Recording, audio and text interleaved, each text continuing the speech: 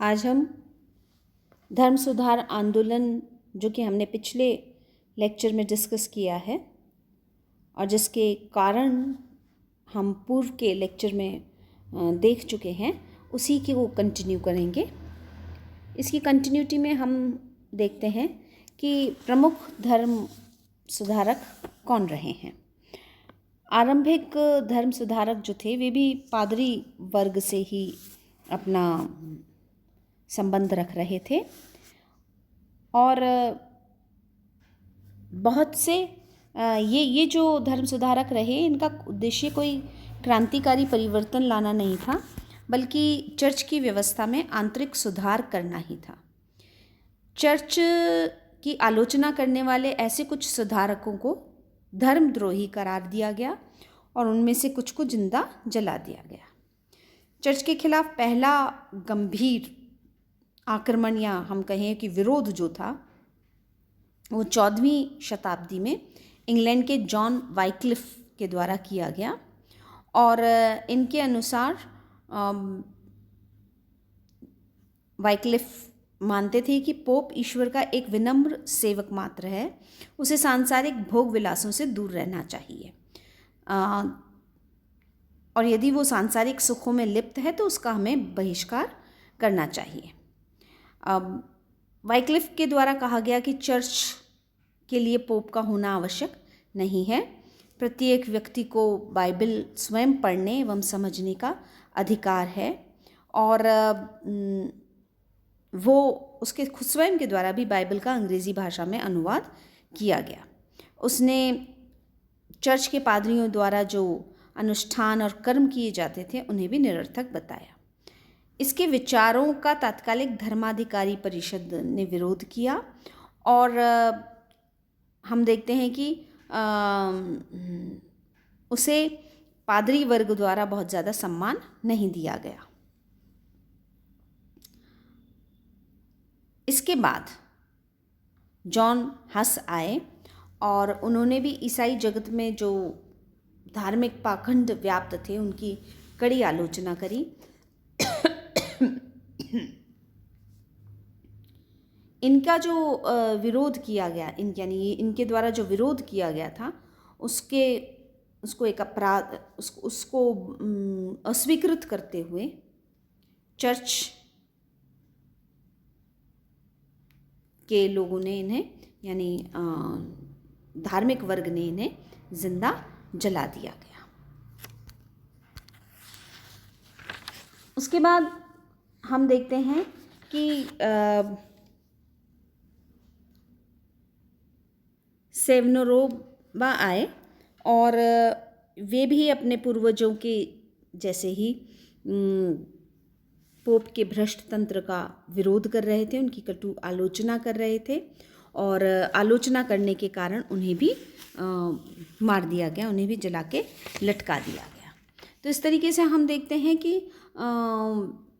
ये कुछ लोग थे जो कि धार्मिक वर्ग से ही थे और वो पोप के जो भ्रष्ट या हम ऐसे कह सकते हैं कि धर्म के क्षेत्र में जो भ्रष्टाचार व्याप्त हो गया था उसका कड़ा विरोध कर रहे थे, किंतु उनको पनिशमेंट दी गई, उनके ऊपर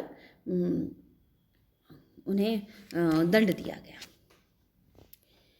फिर हम धर्म सुधार आंदोलन की धाराओं की बात करें तो उनमें हम देखते हैं कि जर्मनी के अंदर लूथरवाद जो था वो प्रचलित हुआ और प्रोटेस्टेंट क्रांति का या धर्म सुधार आंदोलन का सूत्रपात सबसे पहले मार्टिन लूथर द्वारा जर्मनी में करा गया था। पुनर्जागरण प्रारंभ सबसे पहले इटली में हुआ और वहाँ धर्म आंदोलन की लहरें सबसे पहले हम देखते हैं कि जर्मनी में दिखाई दी। धर्म सुधार आंदोलन जो था उसकी शुरुआत जो है वो जर्मनी से हुई थी। मार्टिन लूथर का जन्म जर्मनी के मैन्सफेल्ड क्षेत्र में एक साधारण कृषक परिवार में हुआ और इनके पिता जो थे वो ताम्र खनन के क्षेत्र में प्रविष्ट होकर एक छोटे से पूंजीपति के रूप में अपने आप को स्थापित करने में सफल हो गए थे। मार्टिन लूथर ने एर्फर्ट विश्वविद्यालय में अध्ययन किया, जहां उन्होंने बीए की डिग्री प्राप्त करी। उसके बाद उन्होंने एमए की परीक्षा उत्तीर्ण करी और फिर वे एर्फर्ट विश्वविद्यालय में अस्थायी प्रोफेसर के रूप में कार्य करने लगे थे। फिर उन्होंने धर्मशास्त्र का अध्ययन किया और विटनबर्ग में वे प्रोफेसर के रूप में अपने आप को उन्होंने स्थापित किया। 1511 से 1512 में उन्होंने रोम की यात्रा करी और पोप के भ्रष्ट जीवन को देखकर पोप के ऊपर जो लोगों का विश्वास था उसके विरोध में आवाज़ उठाई। 1517 में पोप लियो दशम के अधिकारी टेडजेल का इंडल्जेंस की बिक्री जो उसके द्वारा की जा रही थी, यानी एक ऐसा अनुग्रह पत्र था जिसके लिए कहा गया था कि यदि लोग उसे अपने पैसे देके अगर उसे प्राप्त करेंगे तो वे सीधा स्वर्ग में प्रवेश प्राप्त कर सकते हैं। टेडजेल के इस व्यवहार से मार्टिन लूथर को बड़ा क्षोभ हुआ। वे क्रोधित हुए और उनके अनुसार ये धर्म के नाम पर खुला भ्रष्टाचार था। तो उन्होंने ये जो अनुग्रह पत्र थे उनके प्रति अपनी शंकाएं, आलोचनाएं लैटिन भाषा में शब्दांकित की और उन्हें 95 थीसिस के नाम से 31 अक्टूबर 1517 को विटनबर्ग के कैसल चर्च के द्वार पर लटका दिया। लूथर द्वारा जो ये 95 थीसिस का सिद्धांत रचित किया गया था, ये चर्च के व्यवस्था के विरुद्ध स्पष्ट, लिखित एवं प्रखर अभिव्यक्ति थी। और हम ऐसा कह सकते हैं कि ये तारीख जिस दिन उन्होंने ये लटकाया, यानी 31 अक्टूबर 1517, ये धर्म सुधार आंदोलन की शुरुआत थी। मार्टिन लूथर की उपयुक्त 95 प्रतिस्थापनाएं जर्मन वासियों में लोकप्रिय हो गई और उसकी मुद्रित प्रति एवं जर्मन अनुवाद लोगों ने बड़े चाव से पढ़ा। ये जो 95 थीसिस थी उसमें जो लिखा गया था वो इस प्रकार से था कि बाइबल को ही धर्म का मुख्य केंद्र माना गया था। फिर कर्मकांड नहीं बल्कि श्रद्धा से ही मुक्ति संभव है। चर्च में जो भ्रष्टाचार फैला गया था उसकी आलोचना की गई थी।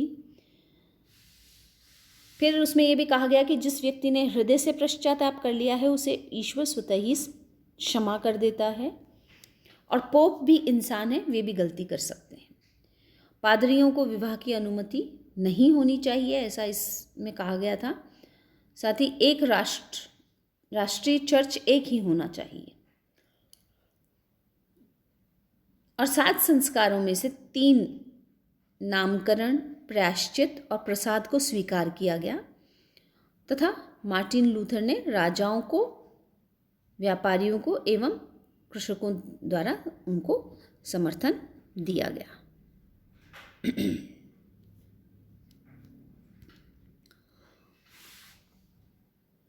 ये जो क्षमा पत्र थे इनकी बिक्री कम हो गई और पोप लियो दशम ने अपने प्रतिनिधि के माध्यम से मार्टिन लूथर से बात करी और उसे शांत रहने के लिए राज़ी करने का प्रयास भी किया, लेकिन लूथर ने अपना प्रचार जो था वो यथावत जारी रखा। मार्टिन लूथर ने 3 लघु पुस्तिकाएं प्रकाशित करी। इसमें पहली थी an address to the nobility of German nation. German सामंत वर्ग को संबोधन करके पादरियों व चर्च के विशेषाधिकार जो थे उनको अस्वीकार किया गया तथा कहा गया कि राजा को विदेशी प्रभाव से मुक्त रहना चाहिए। इस पत्र में लूथर ने कहा कि ईसाईयत में पादरी किसी कार्यालय के कर्मचारी की तरह ही है। और शासक के ऊपर वो किसी प्रकार का दबाव उसे नहीं बनाना चाहिए। फिर दूसरी पुस्तक जो थी वो Babylonian captivity of church of God, ईश्वरीय चर्च की बेबीलोनियाई कैद में उन्होंने पोप के विलासितापूर्ण जीवन को उजागर किया, उसका वर्णन किया और ये कहा कि चर्च जो है वो पथ भ्रमित हो गए हैं, उन्हें जो करना चाहिए वो नहीं करके वो एक अलग प्रकार का वैभवपूर्ण जीवन व्यतीत कर रहे हैं। तीसरी पुस्तक उनकी on the freedom of Christian man थी, जो ईसाई मनुष्य की मुक्ति संबंधी विचार इस पुस्तक में रखे गए हैं। बाइबल का जर्मन में अनुवाद भी किया गया, जो सितंबर टेस्टामेंट के नाम से जाना जाता है। 1550 में हम देखते हैं कि पोप द्वारा लूथर के पेपर को बल आदेश के आधार पे धर्म से निष्कासित किया और फिर लूथर ने वो उस कागज को जला दिया और जर्मन जनता जो थी उसने लूथर का समर्थन किया। पोप अत्यधिक क्रोधित हुआ, उसने मार्टिन लूथर को धर्मद्रोही घोषित कर दिया और उसके निष्कासन का आदेश दे दिया। 1525 के अंदर हम देखते हैं कि जर्मनी में किसान विद्रोह हुआ और लूथर द्वारा राजाओं को समर्थन दिया गया। इस हिंसक वातावरण में उसके विचारों का प्रसार जो था वो रोकने की कोशिश भी की गई थी।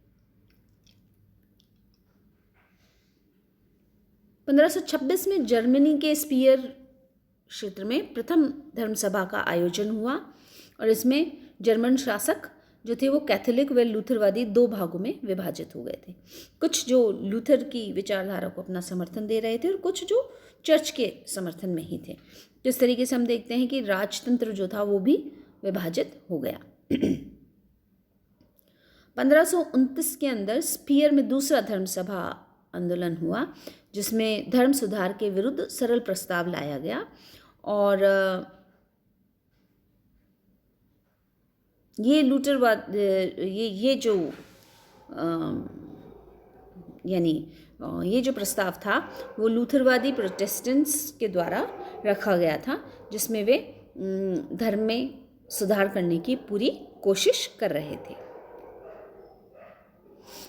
फिर 1529 से 32 के बीच में जर्मनी के विभिन्न भागों में युद्ध की शुरुआत हुई। 1532 के अंदर युद्ध विराम संधि हुई और जब ये युद्ध हो रहा था तो उस दौरान प्रचार प्रसार जो था वो रुक गया था। 1542 से 1555 तक पुनः युद्ध की शुरुआत हुई। रोमन सम्राट चार्ल्स पंचम ने अपने पद को त्याग दिया तथा उनके उत्तराधिकारी फर्डिनेबर ने 1555 में अंगसबुर्ग की संधि की, जिससे युद्ध समाप्त हो गया। अंगसबर्ग की संधि जो थी उसके अनुसार हर शासक को धर्म चुनने का अधिकार था। 1552 से पूर्व प्रोटेस्टेंटों ने चर्च की जो संपत्ति थी वो हथिया ली थी और उसे मान्यता दी गई थी। लूथरवाद को पृथक धर्म के रूप में मान्यता प्राप्त हो गई और किसी को धर्म परिवर्तन हेतु बाध्य नहीं किया जाएगा, ऐसा स्वीकार किया गया। प्रोटेस्टेंट बनने वालों ने कैथोलिक को अपना पद त्यागने के लिए कहा गया। इसकी जो कमियां थी उसे हम देखें तो हम ये जानेंगे कि इसमें केवल लूथरवाद को ही मान्यता दी गई और जनता को धर्म को चुनने की आज़ादी अभी भी प्राप्त नहीं हुई थी। 1618 में पुनः ये धर्म युद्ध शुरू हुआ और 1638 में वेस्टफेलिया में संधि के द्वारा ये युद्ध जो था वो समाप्त हुआ। कैथोलिक और प्रोटेस्टेंट्स के बीच में जो प्रमुख अंतर है उसकी यदि हम बात करें तो हम देखते हैं कि प्रोटेस्टेंट्स के अनुसार एक ईसाई को बाइबल से स्वयं प्रत्यक्ष मार्गदर्शन लेना चाहिए, जबकि कैथोलिक पोप व पादरियों की व्याख्या करके ही उसे स्वीकार करते हैं। प्रोटेस्टेंट जो थे वो कर्मकांड के स्थान पर श्रद्धा द्वारा मुक्ति को संभव मानते थे, यानी जुरिस्डिक्शन बाय फेथ, यही उनका सिद्धांत था। और प्रोटेस्टेंट्स पोप की प्रभुसत्ता को भी अस्वीकार करते हैं और रोमन कैथोलिक चर्च हेतु प्रोटेस्टेंट्स तो देखिए रोम के सत्ता की प्रभुसत्ता को अस्वीकार करते हैं, जबकि रोमन कैथोलिक्स जो हैं वो चर्च के लिए पोप को ही सर्वेसर्वा मानते हैं। इसके बाद हम देखते हैं कि स्विट्ज़रलैंड में कॉल्विनवाद की एक दूसरी धारा जो थी वो उभरी, और इस धारा के मूल विचार जो थे वो जीवंगली के द्वारा फैलाए गए थे। उनकी एक विस्तृत एवं शस्त्रबद्ध व्याख्या जॉन कॉल्विन के द्वारा प्रस्तुत की गई थी। उसमें वे कहते हैं कि उपवास और संत पूजा का वो पूर्ण रूप से विरोध कर रहे हैं। उन्होंने संतों की पूजा करने का विरोध किया, साथ ही उन्होंने पादरियों के विवाह का समर्थन किया।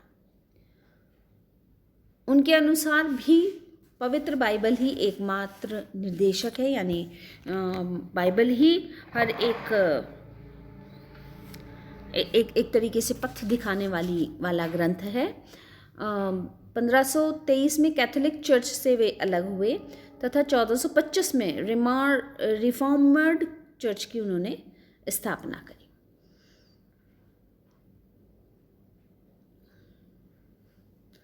1531 में हम देखते हैं कि कोपेल संधि के द्वारा रिफॉर्मर्ड चर्च को मान्यता मिली और इन धर्म युद्धों में जीवंगली मारा गया।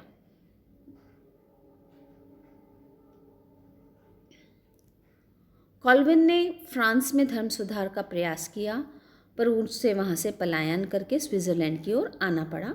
स्विट्ज़रलैंड में ईसाई धर्म की संस्था इंस्टीट्यूशन ऑफ क्रिश्चियन रिलीजन खोली गई और ईसाई धर्म के आधारभूत सिद्धांतक नामक पुस्तक लिखी गई। इसके विचार बड़े उग्र थे। इन्होंने त्यौहार, आमोद प्रमोद, थिएटर मंडलियों आदि सबका विरोध किया।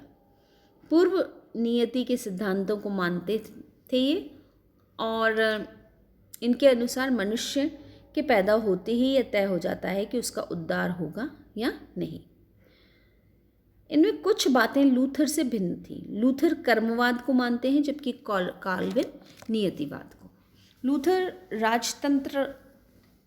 तंत्रात्मक व्यवस्था के समर्थक थे, जबकि कॉल्विन जनतंत्रात्मक। लूथर उदारवादी थे, किंतु कॉल्विन कठोरता से परिवर्तन करने के लिए का समर्थक थे। इनके अनुयायियों की संख्या भी लूथर से अधिक थी। ब्रिटेन में प्यूरिटन इनके अनुयायी थे। अमेरिका और फ्रांस में ह्यूगोनॉट और स्कॉटलैंड में प्रेस्बिटेरियन आदि इनके समर्थक रहे हैं।